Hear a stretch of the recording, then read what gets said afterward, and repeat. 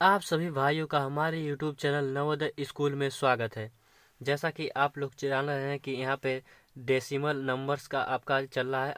आज हम लोग करेंगे उसका पार्ट नंबर सेकेंड का प्रैक्टिस। अब यहाँ पे दोस्तों देखा जाए, अब आप 8 पॉइंट तक कर चुके थे। अब हम लोग 9 से देखेंगे आगे आपका डेसिमल नंबर्स में क्या और आता है। यहाँ पर देखिए, अगर हम लोग को पूछ दे मिश्र धन, यदि हम लोग से पूछ दे मिश्र धन, आपका एक क्लास 6 का डेसिमल नंबर्स चल रहा है। इसके बाद से आपका अगला चैप्टर चलेगा। यहाँ पे देखिए, मिश्र धन इज इक्वल टू आपका क्या होता है, मूलधन मूलधन प्लस आपका साधारण ब्याज।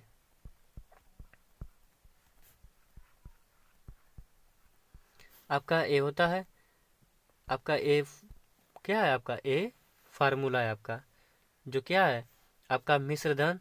आपका मिश्र धन है, मिश्र धन इज इक्वल टू मूलधन प्लस साधारण ब्याज। आपका आपका क्या है, क्लास 6 का जो आपका नंबर सिस्टम चल रहा, आपका क्या नंबर डेसिमल नंबर चल रहा है आपका, उसका पॉइंट नंबर 9 का, ये आपका क्लास सेकेंड का पहला पार्ट है। आपका यहाँ पर देखा जाए मिश्र धन इज इक्वल टू आपका क्या है, मूलधन प्लस साधारण ब्याज। हम लोग आगे चलते हैं, अगला देख लेते हैं पॉइंट क्या है। अगर जैसे हमसे पूछ दे कि साधारण ब्याज इसे हम लोग शॉर्ट फॉर्म में SI कहते हैं, साधारण ब्याज। अब हम इसे हमेशा SI ही लिखेंगे। आपका क्या है, साधारण ब्याज यहाँ पे क्या लिख दे, SI। अब साधारण ब्याज इज इक्वल टू क्या होता है, आपका क्या होता है, PRT/100। आप लोग को पता है PRT/100।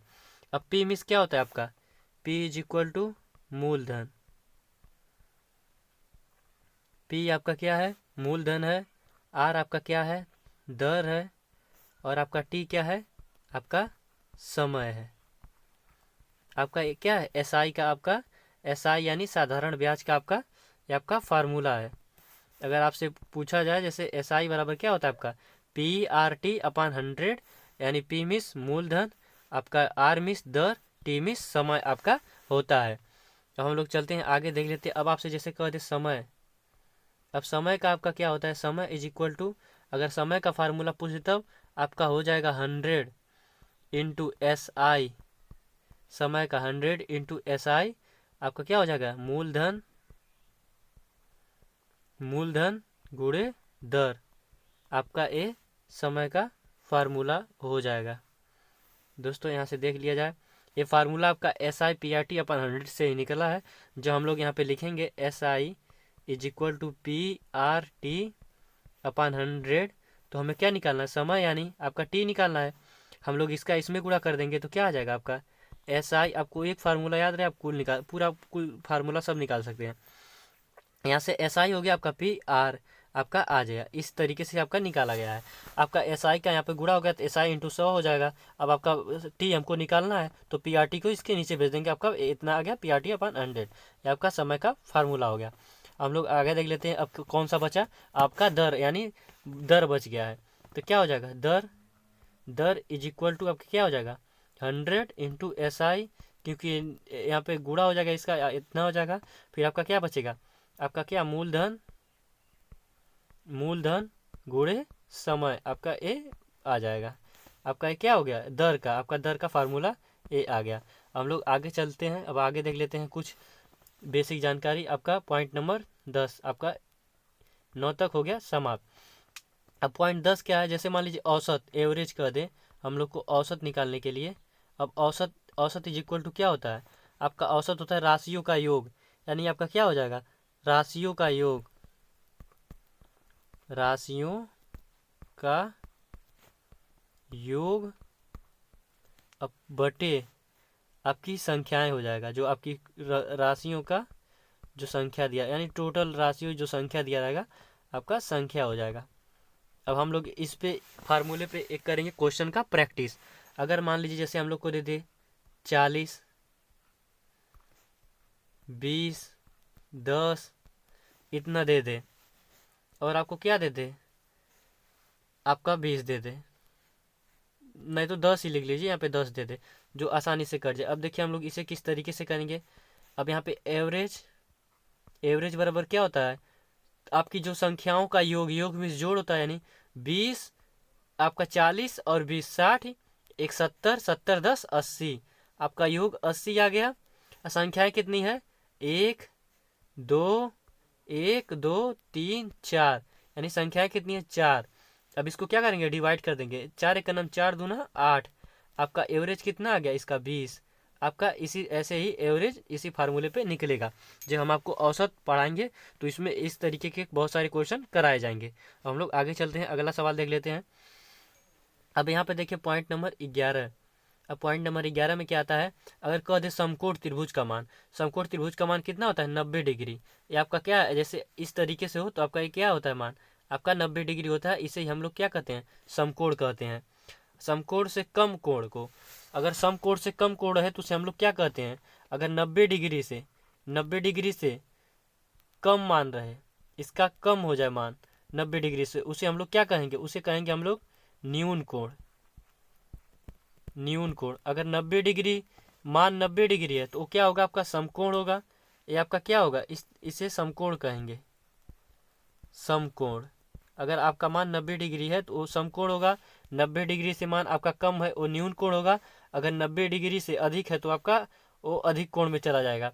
अगर मान लीजिए 90 डिग्री से, अब देखिए हम लोग 90 डिग्री से, यहाँ पे पॉइंट नंबर 13 है, 90 डिग्री से अधिक, 90 डिग्री से क्या हो? मान आपका क्या हो? अधिक हो।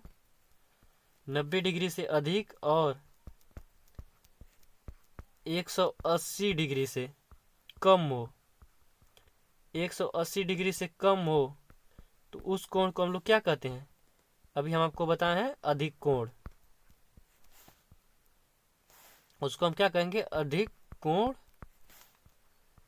कहते हैं।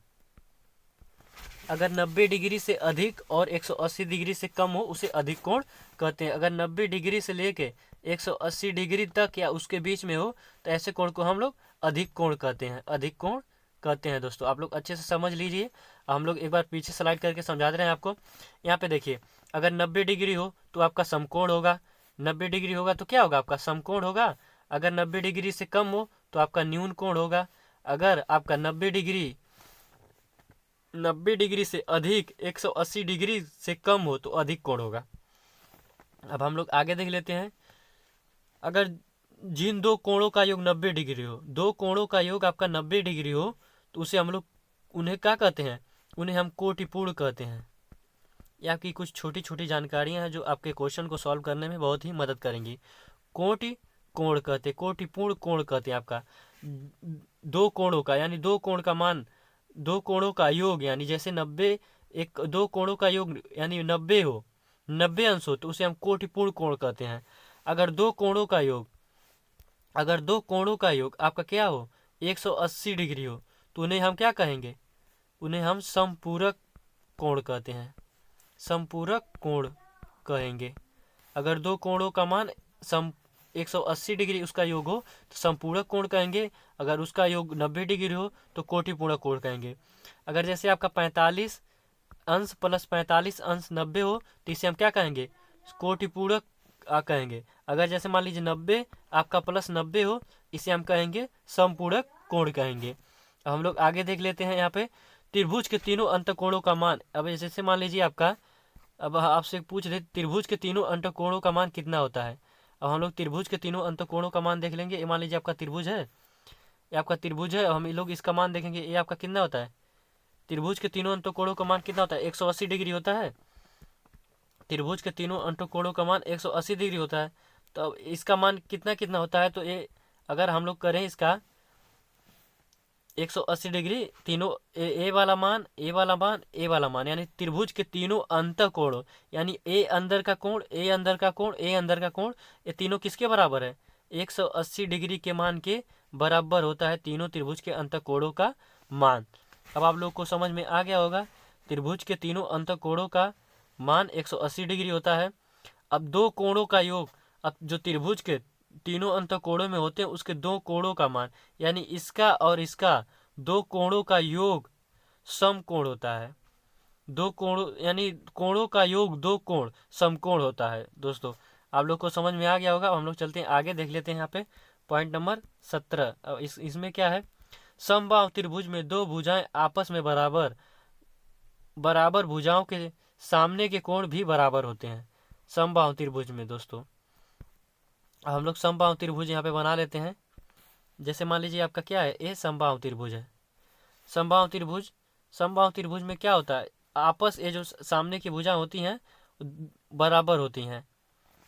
समबाहु त्रिभुज में क्या यानी सामने के कोण भी बराबर होते हैं, जो आमने सामने के कोण होते हैं ये आपस में बराबर होते हैं समबाहु त्रिभुज में दोस्तों। अब कोण नापने के लिए चांदा, अब जैसे चांदा वांदा होता तो उसके कोण नापने के लिए उसका प्रयोग किया जाता है। अगर हम यहाँ पे रख के थे इस तरीके से चांदे को, तो जो आता है आपका ऐसे ऐसे लिखा रहता है, वो आपके चांदे पर दिखता कि किस तरीके से कितना कोण बन रहा है। दोस्तों आप लोग ये जरूर क्लास 6 में सीखे होंगे। 6 में आपको पढ़ाया जाएगा, 7th में पढ़ाया जाएगा किस तरीके से इसका मान निकाला जाता है।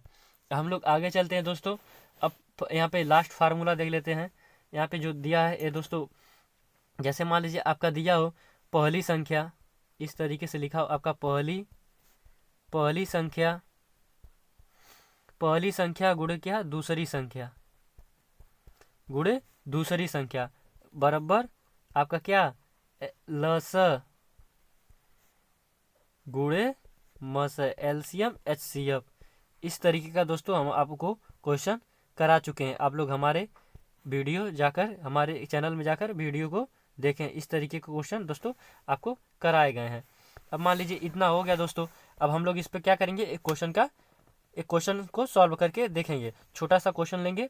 मान लीजिए आपकी पहली संख्या कितना दिया हो, पहली संख्या मान लीजिए 5 दिया हो, आपका एलसीएम दे दिया हो, आपका कितना दे दे, एलसीएम आपका मान लीजिए 10 दे दिया हो, एचसीएफ दे दे, एचसीएफ आपका मान लीजिए दे दे आपका वो 15 दे दे, या फिर आपको क्या दूसरी संख्या आपसे पूछ दे। तो हम लोग किस तरीके से करेंगे, यहाँ पे क्या हो जाएगा, पहली संख्या गुणे दूसरी संख्या इज इक्वल टू एलसीएम गुणे क्या, एचसीएफ। आपका ये फार्मूला होता है। हमें दूसरी संख्या ज्ञात करना है, दूसरी संख्या को यहीं छोड़ देंगे। आपका क्या हो जाएगा, एलसीएम गुणे एचसीएफ बटे आपका पहली संख्या। अब यहाँ से हम लोग देखेंगे एलसीएम कितना दिया हो, एलसीएम 10 दिया है हम लोग को। यहाँ पे एलसीएम 10, एचसीएफ 15 दिया है। हम लोग यहाँ देखेंगे एलसीएम 10, आपका एचसीएफ 15 दिया है। यहाँ पे एलसीएम 10, एचसीएफ 15 दिया है। हम लोग फिर देखेंगे आगे, यहाँ पे पहली संख्या कितना दिया है, 5 दिया है। पहली संख्या यहाँ पे हम लोग को कितना दिया है, 5 दिया है। अब इसे कैंसिल कर देंगे, 5 एक नम 5, 5 दूना 10 और 15 दूना 30। आपका मान क्या आ गया दूसरी संख्या का, 30। इस तरीके से इस फार्मूले पे आपका क्या क्वेश्चंस बनते हैं। आपको ऐसे छोटा सा क्वेश्चन देकर सॉल्व कराकर बता दिया दोस्तों। इसी तरीके से आपके क्वेश्चन सॉल्व होते हैं दोस्तों। अगर आप लोग हमारे चैनल पर पहली बार वीडियो देख रहे हैं तो हमारे चैनल को सब्सक्राइब जरूर करें। अगर दोस्तों यह वीडियो आपको अच्छा लगा हो तो वीडियो को लाइक और शेयर भी करें। जय हिंद।